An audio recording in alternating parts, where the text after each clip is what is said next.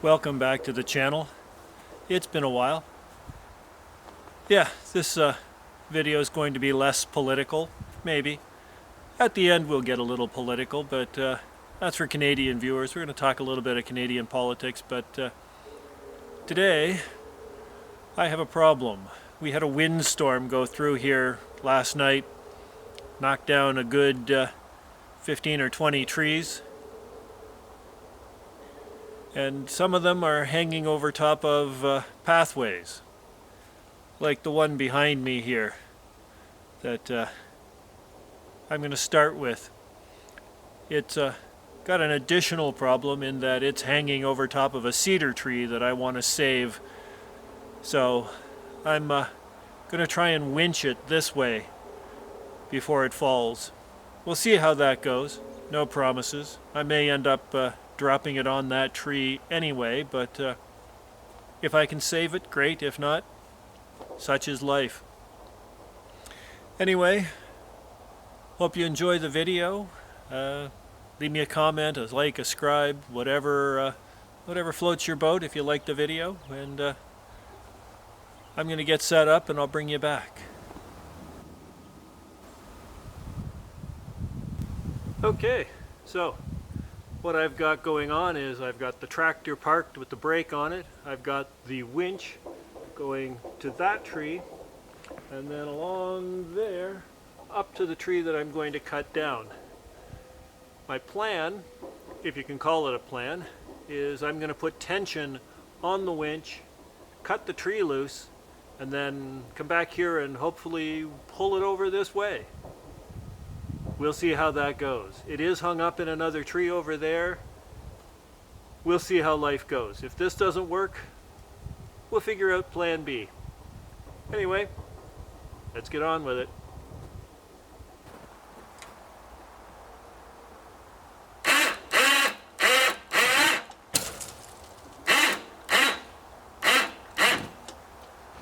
Yeah, that may not stay there.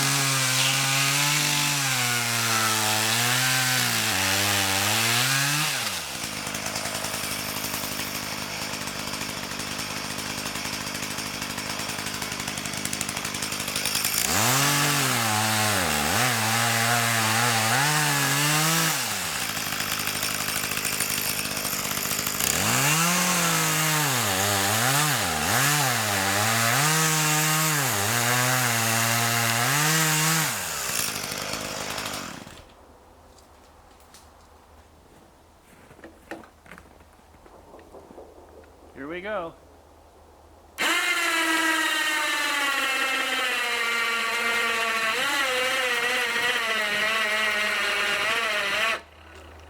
I guess that's the answer on will the tractor stay there. Yeah. Give me a second, we'll see what I can do. Found a wheel chock. See if that helps.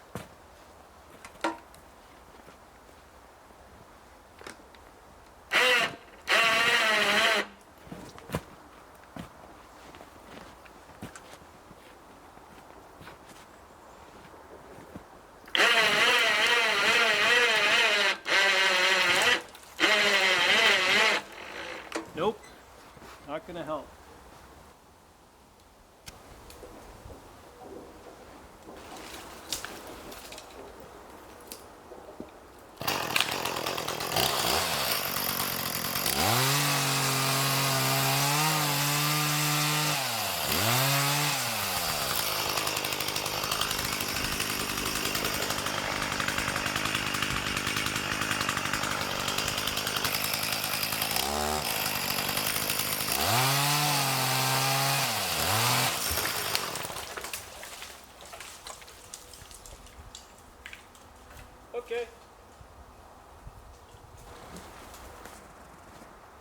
Now to see if it'll come down.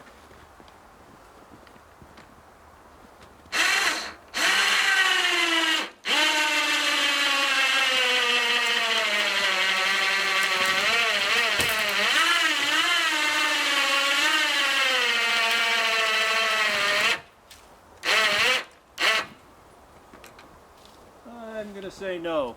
So, plan C.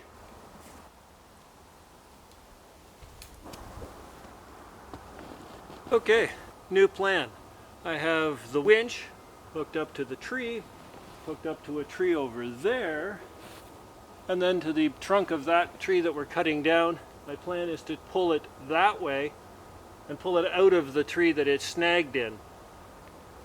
Again, it's just a plan. We'll see how it goes.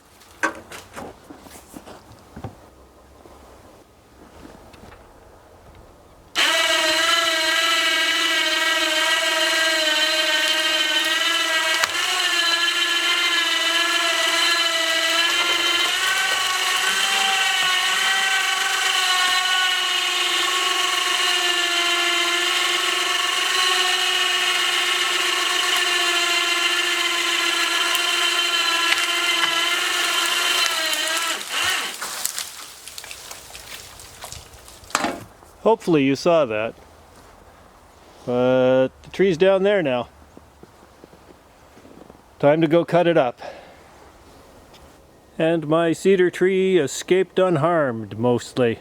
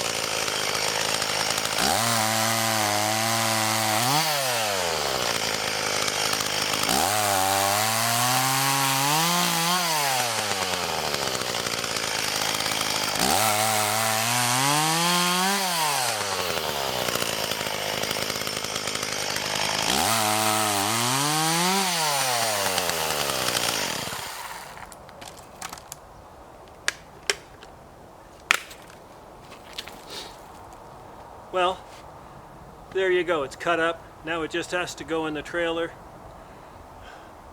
I hope you noticed how quickly I could switch and get to the next segment.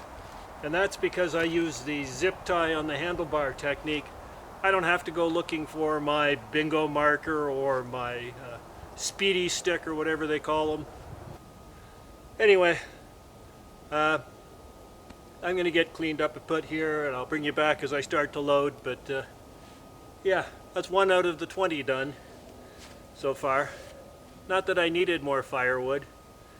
Like I said a couple of videos ago, I've got about 12 cord. I burn 2.5 a year. This is 5 or 6 years away from burning. But it's dead ash and it's already ready to burn, so this stuff, that'll be bundle wood in the spring for the tourists. The bigger stuff, I may just split it, and then when I put new wood into the woodshed in the spring, I'll put this where that was. Yeah,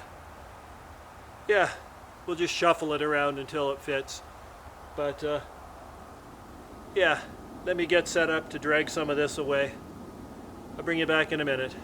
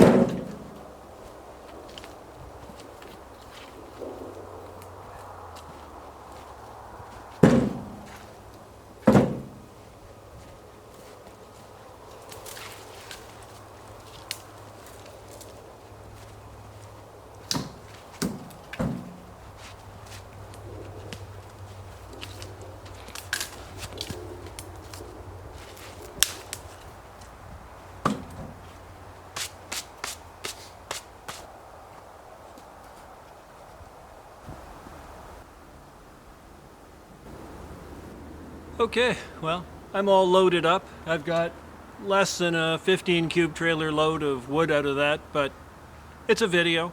That's the whole point of it. The pathway is now safe. I'm not going to get clobbered when I walk along here with my dog. So, yeah. I hope you noticed how quickly I was able to change positions with that, change to the next cut. That's because I use that zip tie on the handlebar system.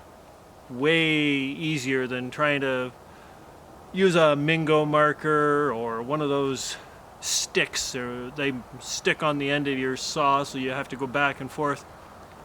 I can't imagine having to go into that bush, mark the log, come out to take the thing off, and then work my way back in so I can cut it, and then go back in to pick up the logs. Too many trips into that bush and back, especially with those thorns and the pricklies and the hat stealers. Anyway, yeah. Go watch that video, as I said, about the zip tie and challenging Allen Family Firewood to make a video comparing his cutting times. He's always talking about getting faster, and he uses that stick. I'm convinced that if he used the zip tie on the handlebar, he'd be twice as fast, but yeah, he doesn't seem inclined to want to make a video about it, comparing the two. He spent the whole day a couple of weeks ago cutting firewood into that corral of his. Would have been a perfect opportunity to run that test. Anyway, airplane, I'm going to take a break. I'll bring you back. Anyway, I hope you enjoyed the video. Leave me a like and a subscribe or whatever. I'd like to get to 1,000 subscribers by the end of the year. I'm in the high 500s if I haven't lost a bunch of video subscribers from the last couple of videos. But yeah, I said I'd talk to my Canadian viewers at the end because we have an election coming up, and this is that part. If you don't want to watch it, don't watch it. It's fine with me. Typically only about 10 or 15% of you make it this far anyway. So here's my thoughts.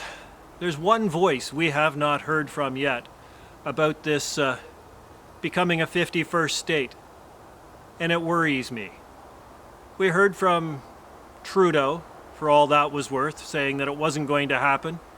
We heard from all of the premiers, except for Danielle Smith, saying that it wasn't going to happen. Danielle Smith hasn't said that it won't happen. She just thinks we're worrying about the wrong thing, and that's fair. We'll talk about that in a minute. Poilievre has come out and, yeah, Ben Poilievre says we should get rid of the carbon tax instead of worrying about this, which is just stupid. Anyway, yeah, getting rid of the carbon tax is not going to make Donald Trump happy, but we'll talk about that in a minute. The voice we have not heard yet, and I don't understand why, because they have the most to lose in this debacle where Canada becomes the 51st state. And that's King Charles. Where the are you, King Charles? You own Canada. You're our monarch. Why have you not come forward and said, not on your life, that's mine, get your fingers off of it? Doesn't seem to care that Donald Trump wants to steal a massive amount of his real estate and citizens. Where are you, King Charles? Get off your ass. Don't be that empty suit that your mother was afraid you'd be. She'd have been out there talking about this. Why aren't you? Anyway, enough of that. Why King Charles? Anyway, enough of King Charles. So, more to the point. We have an election coming up. Well, Liberals do anyways, a leadership campaign. And the big players are the in-house group that are Trudeau's cronies and Mark Carney. Now, I'm hearing people say, well, Mark Carney's not a true Liberal. You're right, he's not. He was brought in by Stephen Harper to run the Bank of Canada during the 2008 economic crisis, not because he was a conservative, because he was the best man for the job in the country. As the governor of the Bank of Canada, named by Stephen Harper's Conservative government during the worst economic catastrophe of a generation. The 2008 financial crisis was the deepest global recession since the Great Depression in the 1930s. And it was during this time of subprime mortgages, the housing bubble, banking collapses, mass unemployment, trillions of dollars of global wealth wiped out, that Mark Carney's star really rose. At the time, Mark Carney's whole job was monetary policy, and one of his early moves as the head of the Bank of Canada, while the world was burning around him, was to aggressively cut interest rates. Within a month of becoming governor, Carney slashed the bank's key rate by a half point. This was the biggest single move swing the Bank of Canada had executed in years. He would do that again about a month and a half later, and shortly after Lehman Brothers in the US declared bankruptcy, the climax of the crisis, Carney would cut the rate a third time, by now a total of 1.5 percentage points from where he had started. But Carney's legacy after leaving was being credited as the man steering Canada away from the worst consequences of the global financial crisis. Canada was the only G7 country to avoid a major banking collapse, and it rebounded from its recession quicker than most. He did so well bringing us through that England picked him up to run their Bank of England. So he's the one that should be running the Liberals. You don't have to believe me. That's up to you. The reason I say that is because he's not dragging the baggage that Freeland or any of the other crowd are. He's not a Liberal. He's not a Conservative. But that's the point. We don't need a Liberal. We don't need a Conservative. We need a Canadian. And on to Poilievre. When we get to the federal election, this is not going to be a federal election about carbon tax. That issue is dead and gone, not because people don't want it or people want it, but because Trump wants Canada. That's the bigger issue. And Trump is not going to be satisfied with us getting rid of the carbon tax. Anybody that tells you this needs to be a carbon tax election doesn't have a grasp of what's going on. You've been calling, of course, for an axe, the tax election. Yes. And you don't have to listen to me. Listen to Danielle Smith tell you that this is more than about carbon tax. The president likes tariffs. He thinks that they're a policy solution. But what keeps coming up is that we're not meeting our NATO commitment. We're not meeting our defense spending. That the Americans believe that we're free riding on the security that they provide. First action he took today was to declare a state of emergency at the southern border. We certainly do not want to see the same kind of action taken at the northern border. We want to make sure that the Americans have confidence in our law enforcement, that we're stopping the illegal flow of drugs and people, human trafficking. And more importantly as well, we also see that the conversation around international security and how we can be a partner. And I'm optimistic that as we build the relationships, talk about that, meet the Americans where they are, help to support their international goals, I think we can maintain that relationship. Even she knows this is a bigger issue. And we are going to have to build teams, like she says. I take a different approach. Let's stop fighting with each other. Let's maybe try to remove some of the internal trade barriers. Work with each other to build a coalition to fight Donald Trump. And it's a fight, and we are going to take hits. But more to the point, it's a fight where we have to build coalitions. And Pierre Poilievre is incapable of that. He has one trick, and that's insulting people. And now, sellout Singh. You've got carbon tax Christia. Then you have carbon tax Carney. Just like Trump did. Crazy Bernie. You got a choice between Sleepy Joe and Crazy Bernie. He's using nicknames to degrade those individuals, to set them apart. He will not work with the Liberals. He will not work with the NDP. He will not work with those parties, and we need him to work with that. Whoever's going to lead this country, male or female, Liberal or Conservative or NDP, yeah, that's not going to happen, has to be able to build coalitions to fight Donald Trump's trade war. And that's not Poilievre. I don't care if you like him or hate Trudeau. He can't do the job. It's that simple. He doesn't have the people skills to run a coalition. It'll be his way or the highway, and that's not going to work. You don't get buy-in from the parties in the provinces by calling them names, belittling them, degrading them. That's not going to work for us this time. It has to be someone who can build a team, and that's Mark Carney. He got us through the 2008 economic collapse. He's the one that can do this. He's not tied to any one party. Stephen Harper brought him in as a conservative, and Justin Trudeau has talked to him as a liberal. People trust him economically. He understands the bigger world, and more importantly, he knows the guy that's going to have the final say in whether or not Canada becomes a 51st state. King Charles. Yeah, you think Poilievre is going to be able to get King Charles to say no? Absolutely not. He can't even get in the same room as King Charles. Mark Carney's had lunch with him. Spent weeks working with him. Moves in the same circles as King Charles. Moves in the same circle as our allies in Europe. They trust him, they know him, they can work with him. Poilievre is just going to insult those people. It's got to be Mark Carney. It has to be. That's the only way we get through this as a country.